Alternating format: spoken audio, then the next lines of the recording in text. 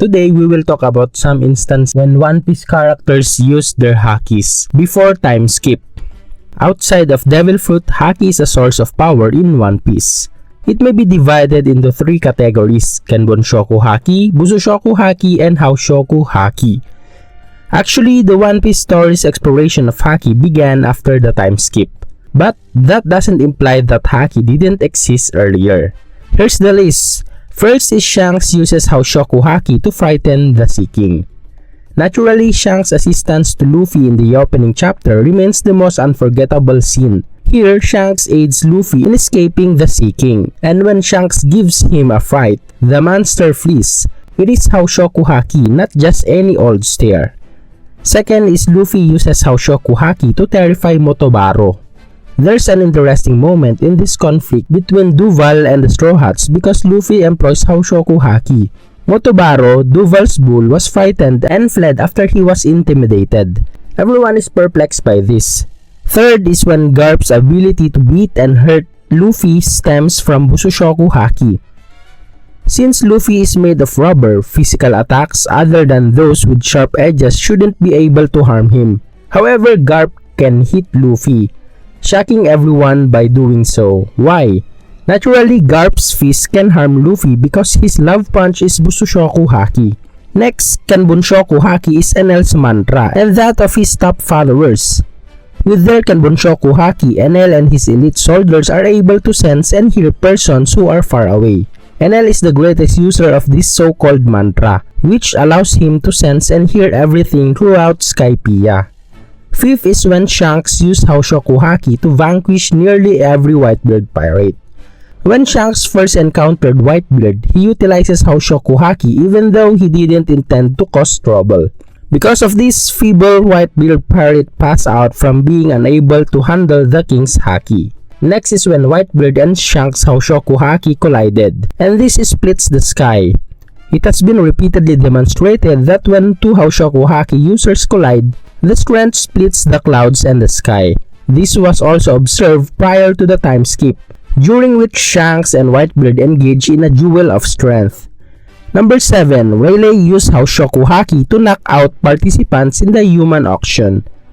Rayleigh employs the Haoshoku Haki power at Sabaody in the human auction.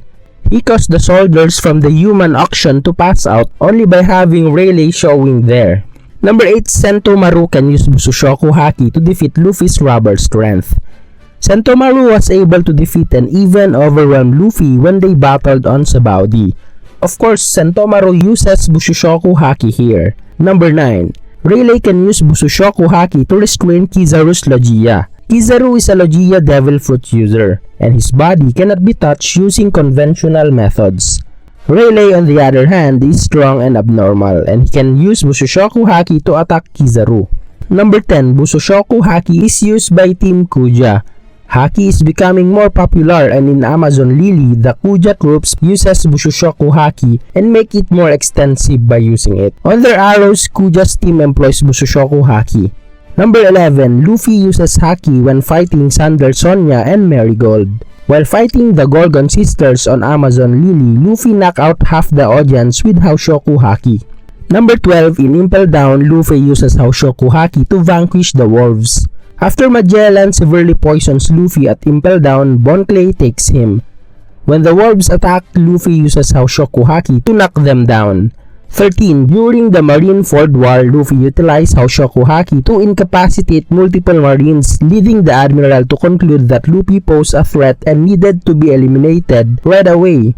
14. Using Busoshoku Haki, 3 Admirals thwart Whitebeard's assault. The 3 Admirals combine the strength of their Busoshoku Haki to repel Whitebeard's attack when he uses his power to produce a powerful shock.